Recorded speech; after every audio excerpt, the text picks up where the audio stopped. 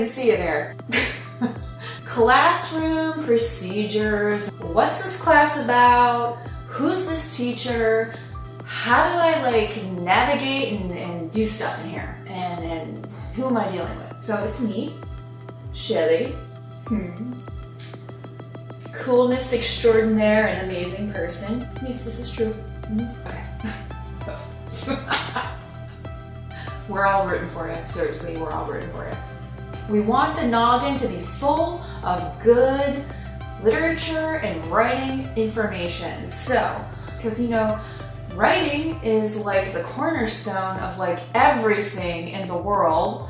And now more than ever, you know, that's what you have. You have to have those skills. You gotta write, you gotta interpret, you gotta analyze, you gotta evaluate, you gotta synthesize. Okay. Let me look at my notes. All right, so let's start from the top. Joking aside, because you know I have to be serious sometimes. Okay. So, class startup. Work is due at 11:59 Sunday night. Because you know, I have to set a time and I figure why not give the whole entire weekend until midnight, you know, and give you guys some time to like hand stuff in. So that's my due date.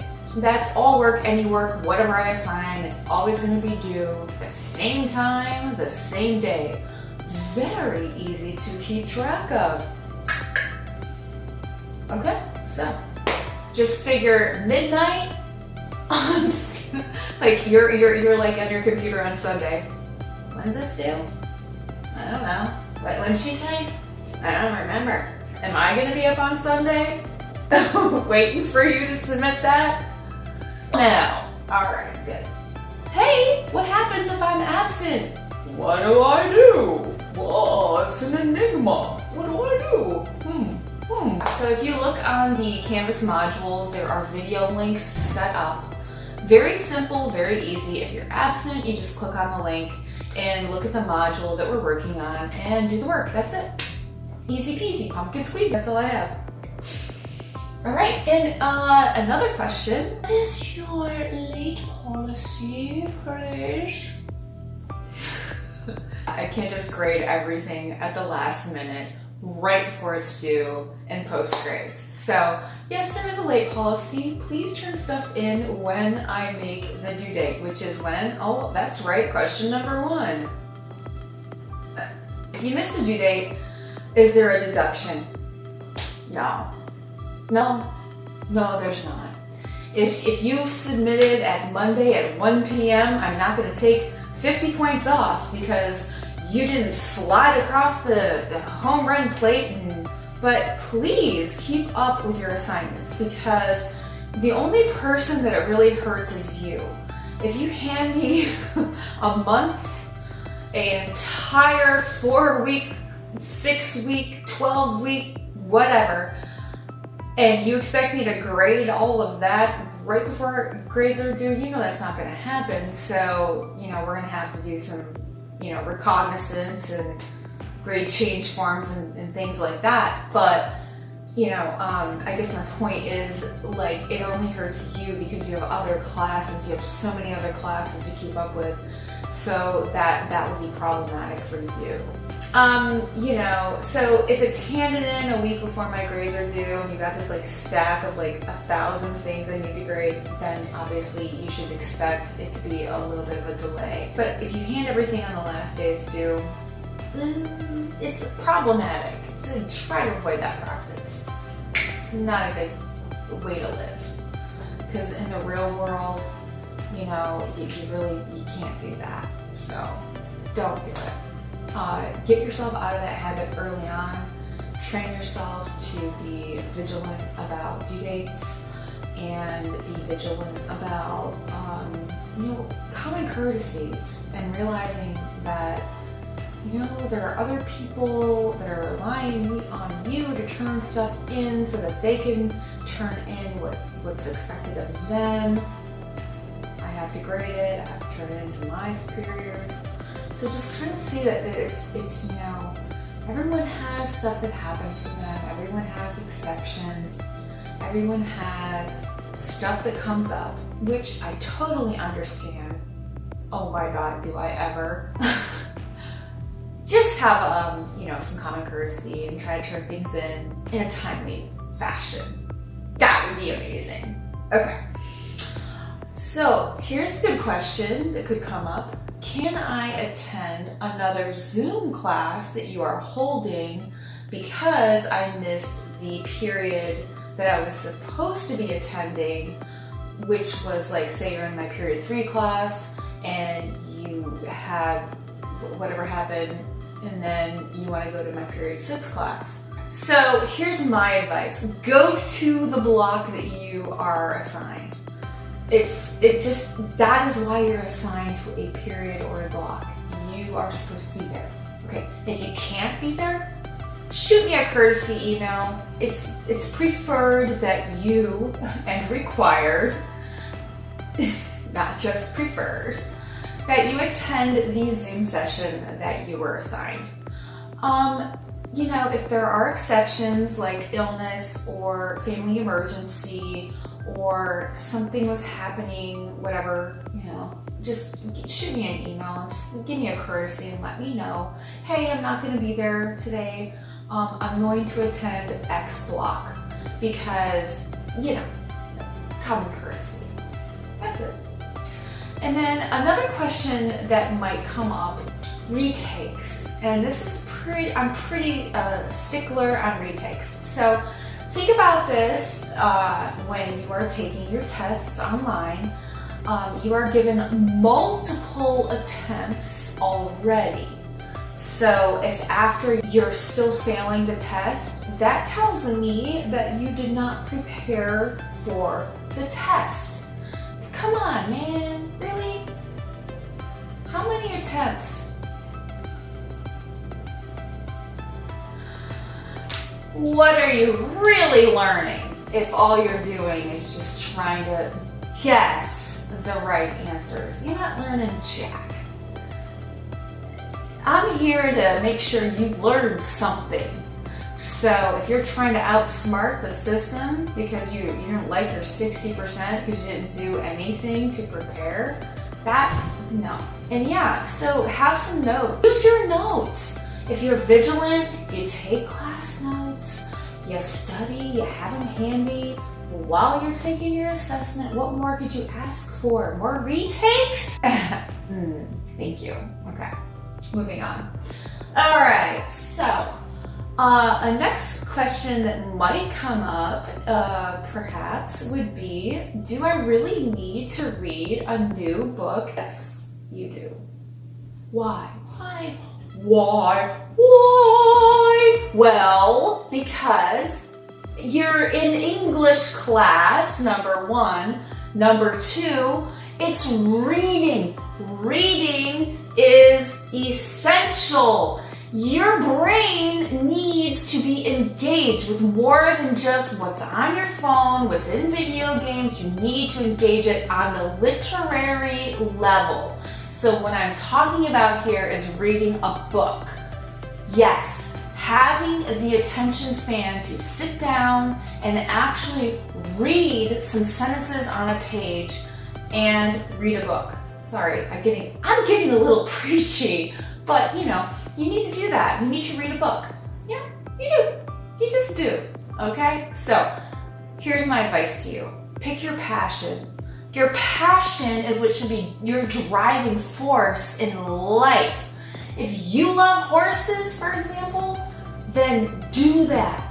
Then read about horses. Read about equestrian living. Read about careers in equestrian domain, whatever connects with you personally, or else you will totally fake it. So you really need to pick something that you care passionately about, right? So pick your passion. If you say, well, I don't know what my passion is, find it out. What makes you feel good? What gets you excited? What is the thing that makes you happy or gives you some kind of joy? And if you feel no joy in your life, we need to talk. Like, seriously. Anyway. Okay, I'm done now. So So another question that might come up, sorry about that back there. Another question that might come up is, what if I don't like my grade? B+, you said? So, if you don't like your grade, what should you do? Think about this, people. Okay. Email your teacher. Okay, if it's me, awesome. I look forward to hearing from you. All right.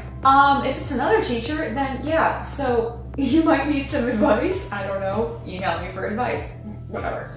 But if you don't like your grade, the best thing that you can do is to reach out to your instructor and let them know that you thought you followed the requirements, you looked at the rubric, you thought you met the criteria of the rubric, and then, you take it forward from there, okay? So it's as simple as that. And perhaps there's a rewrite in your future. Always err on the side of positivity. That's it. That's my advice to you. Always. Because what you do want is a positive outcome. That, my friends, is why you always err on the side of positivity. You think a positive outcome, and that's what usually comes to fruition, is a positive outcome. Okay. Thanks, Mom. You're welcome. Okay. So, where do I Zoom? How do I get into the Zoom for this class? Okay. So, there's a button below that is the class meeting Zoom for the entire year. So, you just click on it, bam, you're in. There it is. So easy. What should you theoretically bring to class? You should always bring a pencil or a pen and something to write on. Okay? Because you should be taking notes, you should be attentive, you should be watching and listening, and you should be writing down any question that you might have. And the reason for this is during the 30 minutes of synchronous instruction, you are not allowed to interrupt. You have to be silent the entire time until the end comes, and that's when you can ask questions and talk. So it's best to have a pen or a pencil handy and a piece of paper. That way, when you have an opportunity to voice your concern, question, or otherwise whatever, you can do that. So make sure that you do have something handy to write on, okay? Every single time we have class. All right, good.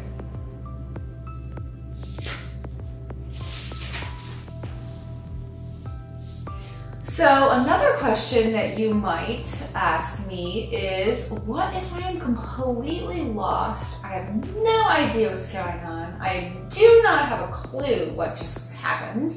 I listened to 30 minutes of Greek and you have no idea what is going on. Here's my suggestion to you.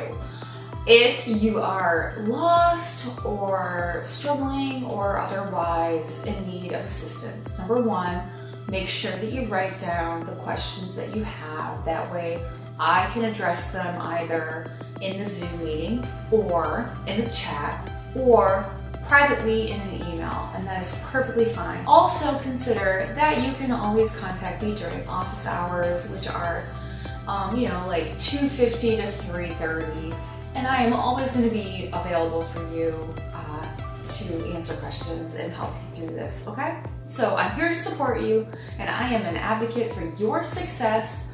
That's one of my top goals, is to make sure that you are successful in the classroom. So just know that I'm on your side, okay? That's really important. All right. During Zoom, sometimes it's better to speak up and ask questions while they occur. Obviously not during synchronous instruction, but if you have some questions, it's better that they get resolved sooner rather than later. So if you can air those questions during class time while we're Zooming, after instruction happens, that's great. And if you don't feel comfortable speaking, that's okay too, because you can always type your questions in the chat, okay? So, just so you know, you do have some options, all right? Okay.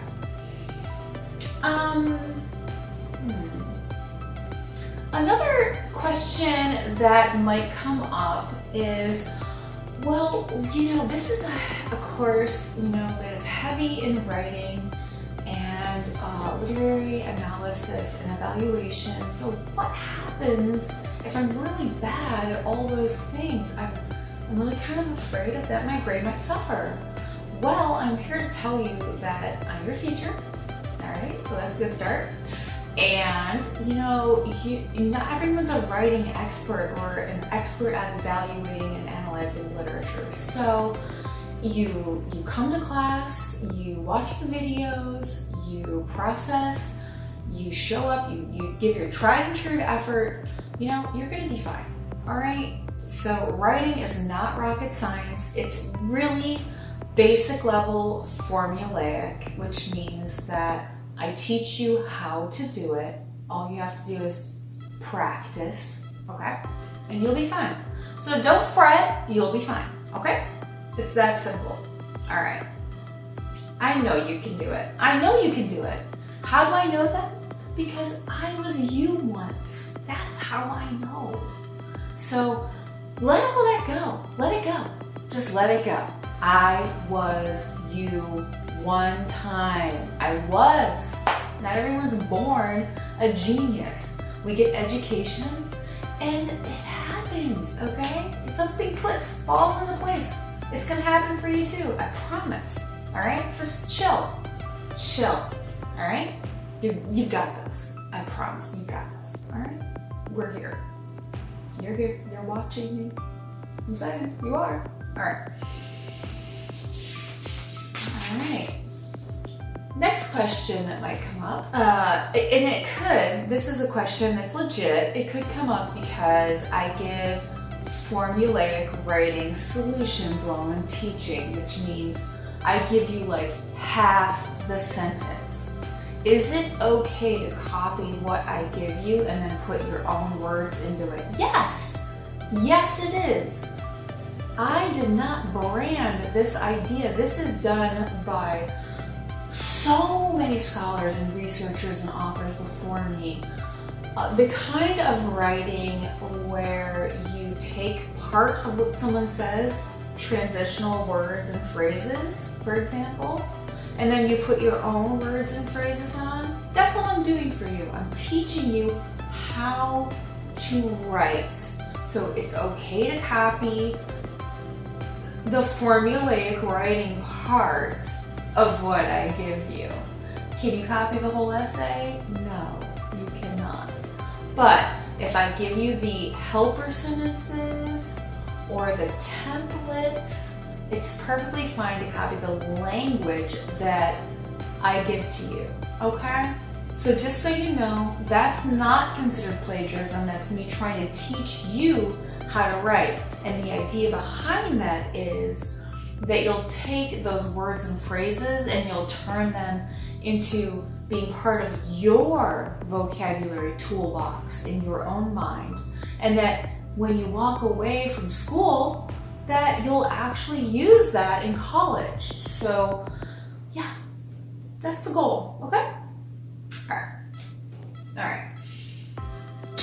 Another question that might come up is, what if I prefer handwriting my notes in my classwork instead of typing everything out? That's fine. That's fine. Okay? You can do that. I do not mind. But just know that the only way that I can know that you did it is if you scan it in a PDF, preferably one. I don't need multiple. Okay, thank you. One PDF that shows me that, yeah, I did it. And that's cool, no worries, all right? Easy. Yeah, and if you wanna zoom and show me, if that's easier, Office hours, again, 2:50 to 3:30. Sometimes PDFs are a pain in the butt, and sometimes the internet isn't the best. So just Zoom me and say, I have my class notes here, I want to show you. No worries, all right? I'm here for you, and I want to make things as easy as possible or as user-friendly as possible. Just know I am definitely on your side, okay? So yeah, all right.